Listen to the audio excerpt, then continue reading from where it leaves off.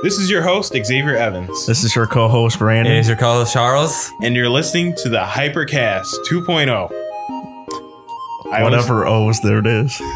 Anyways. 2.01. If you've been a religious follower of us, or a non-existent audience. Well, I won't say non-existent. That's kind of offensive to the people who are actually in our audience. But hey, you listen. The goal you matter. Yes. Get Charles being all nice and stuff. So you might have seen the refresh on all of our different banners, graphics, and so on. And the purpose of that was to symbolize the fact that we're simplifying ourselves.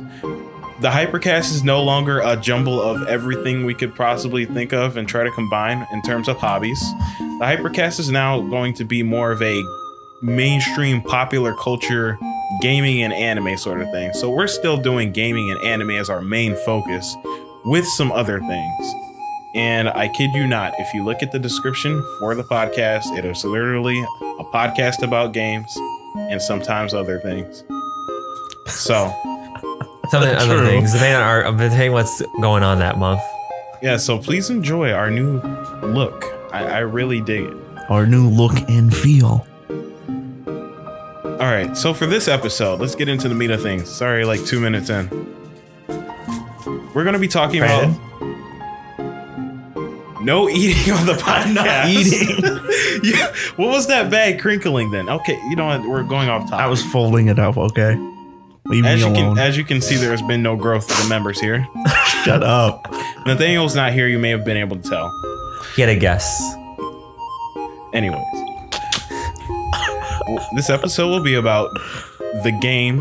It was going to be games, but just to keep things brief and consistent and feasible and easy to digest, we're doing game we grew up with. A game we grew up with? No, just it game. Sounds weird Not to say game. No. English is already a bad language, so I'm going with game. Okay.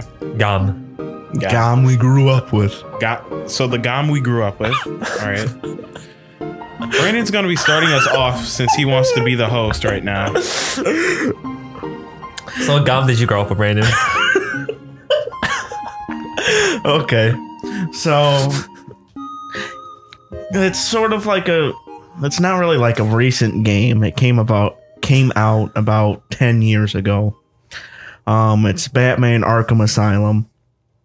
The consoles, it's out for PS3, Xbox 360, PC, and then with the bundle pack, Batman Return to Arkham, which includes Arkham Asylum and Arkham City. Now it's on PS4 and Xbox One. Of course, if everyone knows who Rocksteady Studios is, they make the Batman Arkham games. Or they made them. I don't remember how I got into the games or how I came across it. I think I just picked it up one day because, well, hey, it's Batman. I think everyone likes Batman. But like I said, it came out around 2009, and I think I got it in 2009 or 2010. There's like so many memorable parts of the game.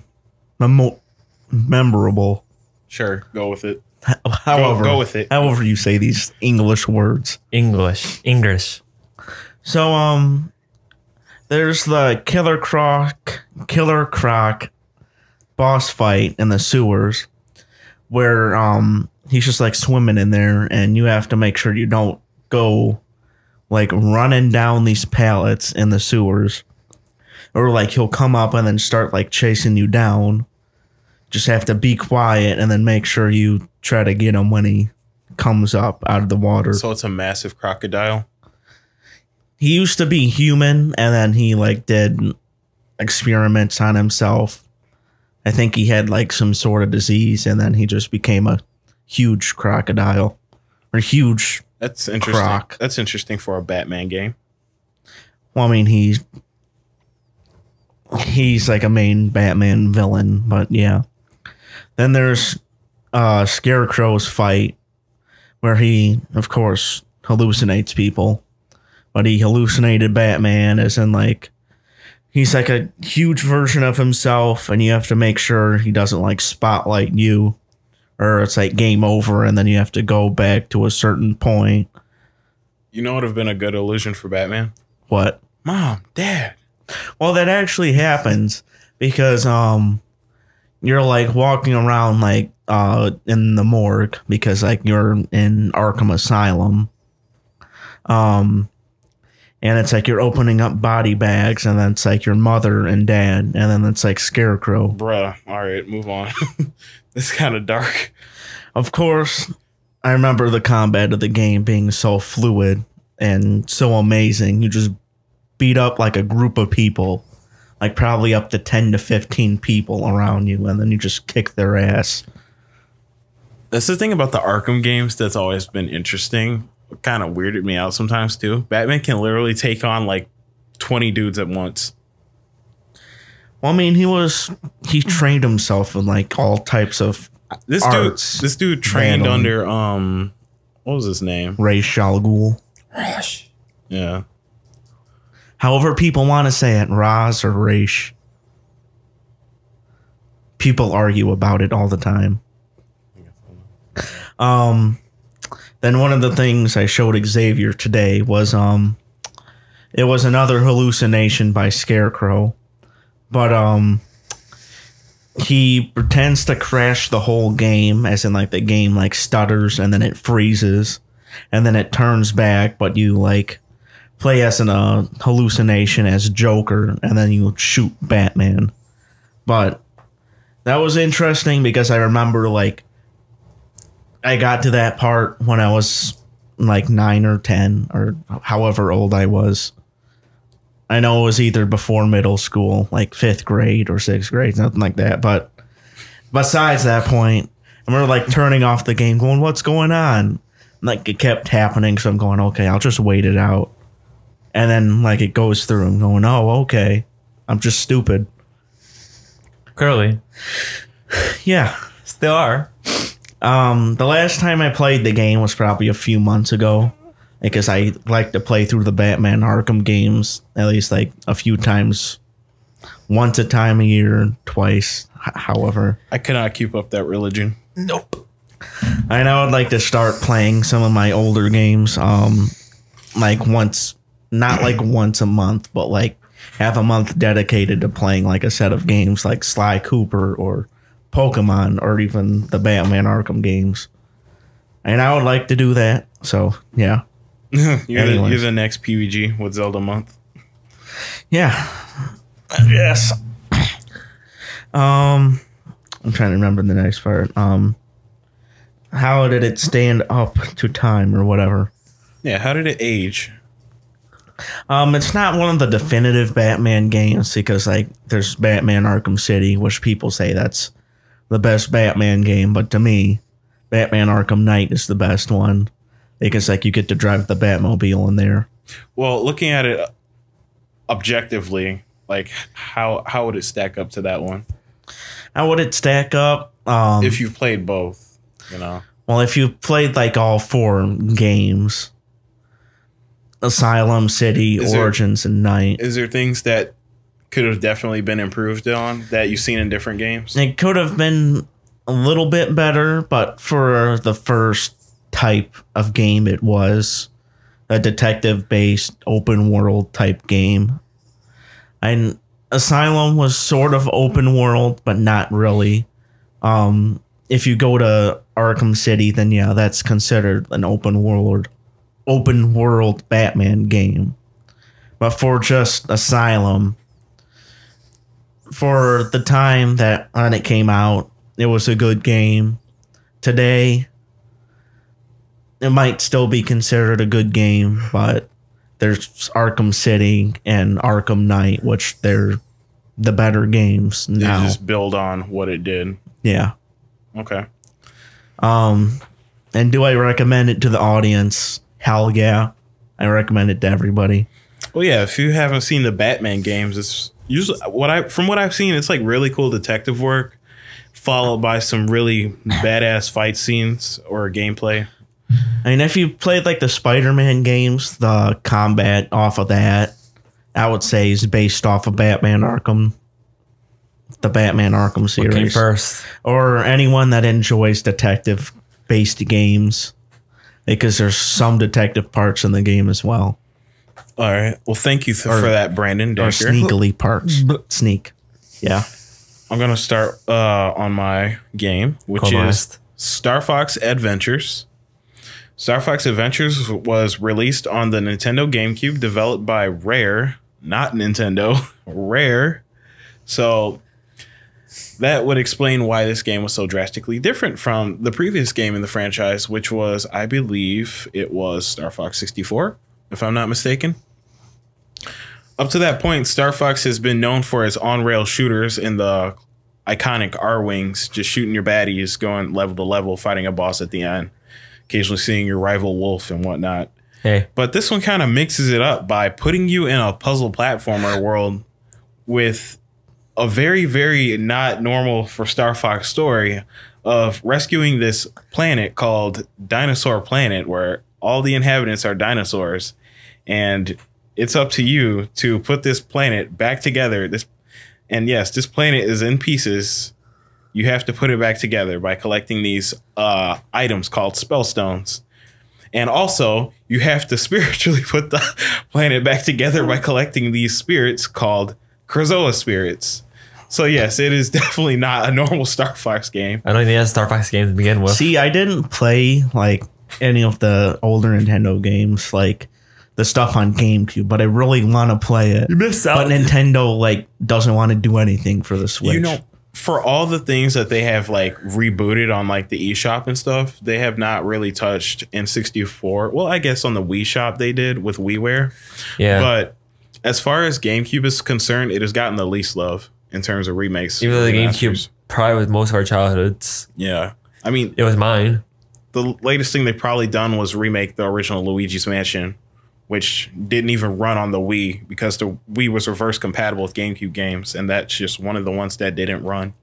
See, I'm like tempted to get like a GameCube just to get all these games and then play through them. I wouldn't even settle for that. Just get an actual Wii console, because that's probably going to be more easier, and just slap some GameCube games in there. It's just don't expect Luigi's Mansion to work. Interestingly enough, though, for Star Fox, I still own this game. Like, I have the CD that I got on my birthday at 6 years old. Yeah, I definitely want to say it my birthday, 2006, because it wasn't until later that I would experience what Star Fox was supposed to be. And I got it along with another game, which is going to be a short honorable mention, Tak and the Power of Juju, which is a huge collectathon made by Nickelodeon and whoever made the Nickelodeon games back then. THQ. Yep. Oh my God. Can I just mention something real fast? Hold on. We're going to have to save it just for the sake of continuity. Okay. So one of the most memorable parts for me, and I even like experience like the music in my dreams sometimes, but from the ice caverns, it's like literally the second place you go to. I don't want to call it Snowhorn. I think that's on the main planet. But anyways, you get to ride this giant mammoth. You get to go inside these igloos that are like frozen, and you have to use Tricky to like dig through there to go inside and solve whatever puzzle you need to solve. There's just so many great memories of just solving puzzles and collecting Krazoa spirits all over the planet.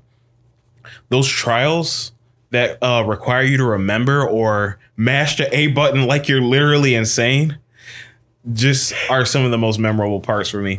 And to add to that, my entire family played this game with me. Like, there was just nights where all of us were going in on this game, and my dad had this crazy trick for like mashing the A button for these strength challenges. He would take a spoon and he would just slide it over the GameCube controller repeatedly until he won. I was like, that's kind of cheating, but whatever. No. So yeah, the last time I played it was probably 2012. I was there. I actually watched you play it. You were there? Yeah, I watched you play. Remember? I made jokes about the dinosaurs and all that. And you hit the dinosaurs. You slap into dinosaurs. Oh yeah, beating the dinosaurs. Yes, you can hit NPCs. But yeah, okay. Then I would say it was 2013. Then 14. Oh wow. Yeah, it's a blur. I'm gonna say 2014. Every year it's been. I was watching it. I remember Crystal, and I remember that weird slot. Like, what the heck's this game? Huh. Remember the crystal part? I remember. I don't remember remember. that weird. Oh, where Fox was staring her down like a piece of meat. Yeah. Yeah. Like, The game is full of very funny parts, and it's also the game where Fox meets Crystal, who would yes and no become a character of the Star Fox series, but Miyamoto doesn't want to do that. Miyamoto doesn't want to acknowledge her. Yeah. So in my personal opinion, I think the game graphically has aged very well. I think it is one of the best looking GameCube games on the system. And it only came out in 2001. The GameCube spanned all the way to like 2006. Anyways, I think it just looks amazing from what they did. They actually focused on like how this world looked, and the vegetation is just one of the first things that comes to my mind. And just how much it popped. Like the locations are iconic. You could show me a small bit and I know where the geography was from, which is actually one of the challenges from the Krazoa Spirits. So yeah, definitely a very well-designed game. The voice acting was great, and the puzzles were also very fulfilling feeling. The downside is the underwhelming combat and the R-Wing sections. The R-Wing sections have been watered down to literally nothing. You collect rings, you're done. Just Sonic. don't die. Yeah, pretty much. Super Mario 64. Stop. Yeah, don't do that, Charles. This game is not on that level. The combat, it's very repetitive. It's just you. You engage with your enemies. Fox automatically locks onto them, and he goes in this like defensive stance where you can block, or you can attack, or you can dodge. There's different ways to attack, and you can mix it up if you like, but your options are limited. And for how many enemies you're going to be fighting, it can feel very repetitive and become like probably like boring to the point you might want to just skip an enemy rather than actually fight them. Now, of course, if you played with the game enough, you can learn some cool things like Fox can use his staff's earthquake and just stab his blade into someone and use the earthquake to like blast him off, which is kind of like brutal in my opinion. So yeah, that's definitely like a downside, the underwhelming combat and the R-Wing sections, especially for traditional fans who are used to Star Fox taking place in their iconic R-Wings and blasting down foes. So Star Fox was my introduction to the Star Fox series, which some may not say is a good thing, but I definitely liked being introduced to like this version of Fox that felt very well rounded. It was shortly after that I will play Star Fox Assault, and which was probably one of my most favorite games. Most of my memories of that are, I say like, actually it's not as potent as when I was playing with you, Charles, and the other guys in multiplayer. I say those are the best parts. You mean us for running around idiots? And if the game had an online mode, I think it would have done great. But playing local co-op with people in the multiplayer mode and just shooting them, it was fun. I definitely won't say, for me personally, it was as memorable as Star Fox Adventures, even though I did play them in almost the same time frame. I would recommend this game to those who don't mind a twist on a beloved series, such as Star Fox, with some fun gameplay elements and some quirky humor.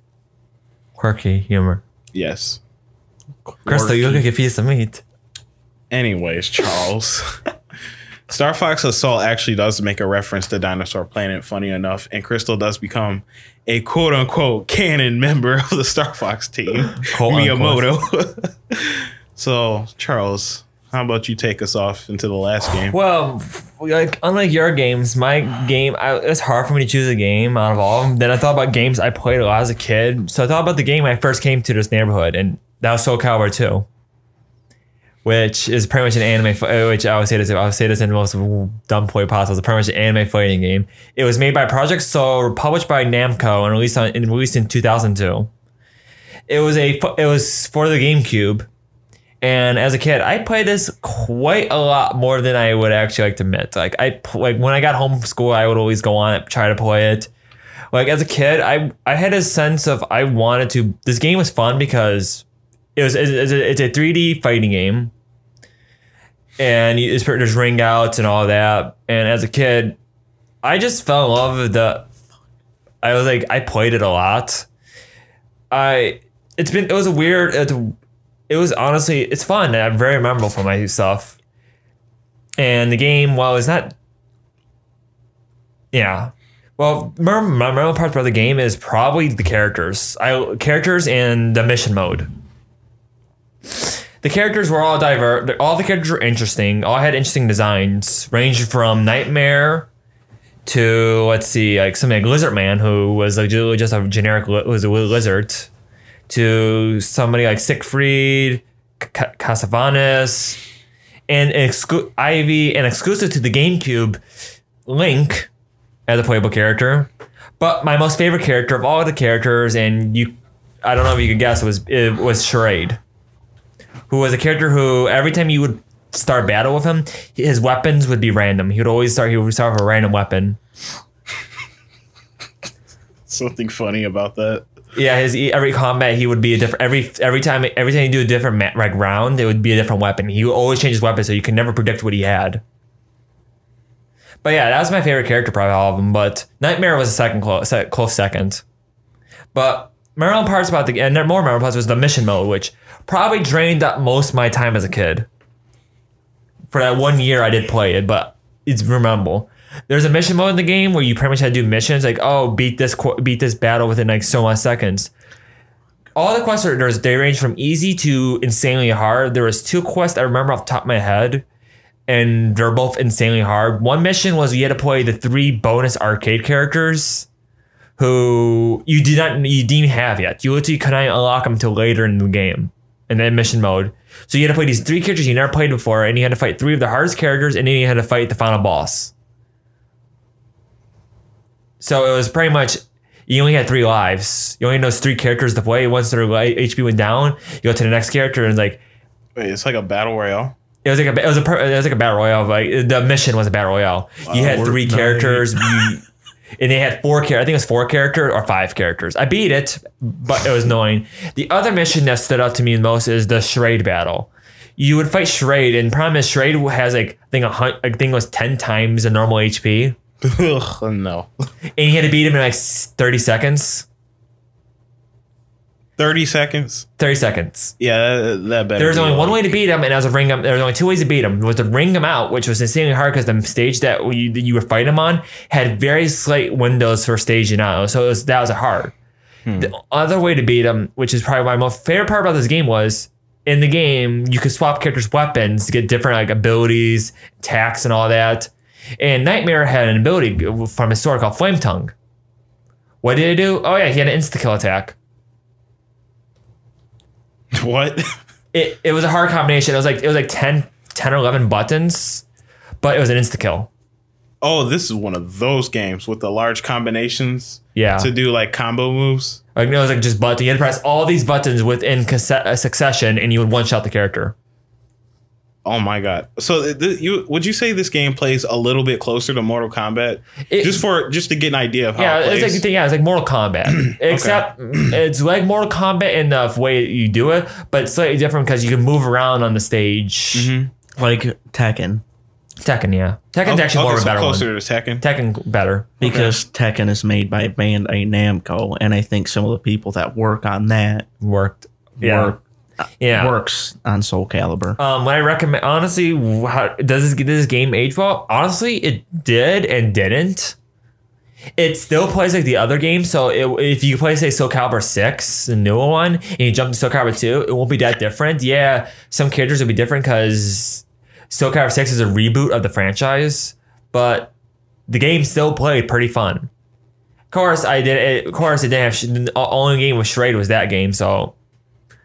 But I honestly loved playing the game aged decently, I would say. Would you say there was anything it needed to improve on based on what you've seen in later titles?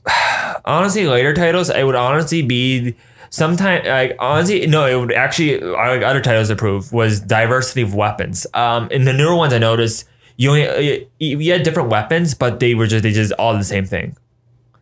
What I liked about the second one was each weapon is something different. Like example, Link had a butterfly net.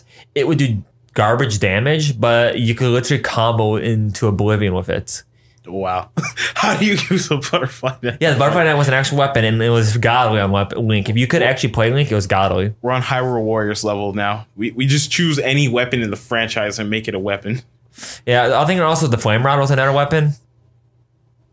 See, I would like to see Smash Brothers in the style of like Tekken. To me, I would like to see it just to see how it would play. It would be weird, but I would recommend the newer games a little bit more because those ones are more easier to play and they're more fleshed out. They have a better, they're more smoothed out. That's why the only thing the age of the game was a little clunky still. Like you could, like example, I found an exploit of Lizardman was Lizardman had a jump attack. You would jump on their head and stab them repeatedly. I don't know why as a kid you just spammed it. CPUs wouldn't do much. CPUs didn't really fight back when it, but you can only play Lizardman arcade mode based stuff. But jump on head, stab repeatedly, rinse and repeat. Okay. But okay, who would you recommend this to? Honestly, I'd recommend to people like fighting games and who wants to go for a classic GameCube games. This game scored super well. It actually has it has a 9.2. Wow. It has a 9.2, and actually, you know, I've seen a lot about the Soul Calibur game compared to the rest. Yeah. At least coverage wise. But yeah. Well, I mean, like the newest one has a lot of coverage on it. Yeah, it's just reboots. I'm just saying, like, since. The newer ones are the newer ones are reboot, which is okay, which is being the franchise. It makes me a little disappointed for characters like example Shrade. I don't know if he's going to be in it because how Shrade's character was supposed to be is supposed to be based off the soul fragments, but well, I mean, he could be in it because there's more DLC. Yeah, I know. Coming. That's what I'm hoping for right now. I know I've seen some classics coming already, and also another thing I love about the Soul Calibur franchise. Every time it would get released onto a platform, there was always a special character that was released on it, like Link for GameCube. I think. Spawn was for Xbox. Spawn was for Xbox. Hey, was it Heihachi? Yeah, it was Heihachi. I think Heihachi for PlayStation. Oh, okay. So each version you played was different.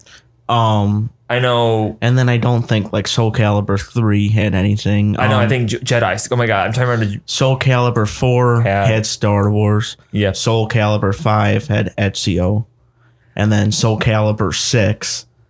Had Geralt from The Witcher, and then DLC. I remember that, yeah. And then now Heimaru from Samurai Showdown. Yeah, it's an interesting series. How I came across the Soul Calibur series was I saw a video of Link in the game, and I was like, okay, is this a mod? But no, it was actually a real thing in another game. I was like, wow, someone actually did that in their game that wasn't made by Nintendo. See, I know I seen like the Soul Calibur series before when I was a kid, and I think I either bought Soul Calibur 5 or like I rented it. But Soul Calibur 3 was Dante. Big freaking whoop! Now featuring Dante from Devil May Cry. Yeah, Soul Calibur 3, Dante.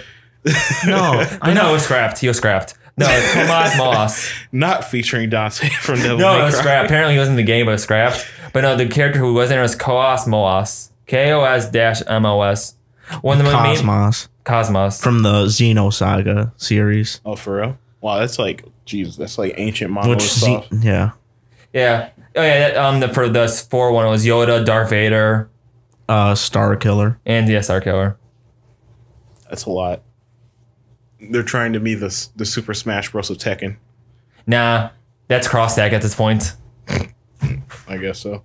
All right, well, that's been all of our games for this, I'd like to say, decently length episode, if editing doesn't go crazy. So, last thoughts on our games that we grew up with.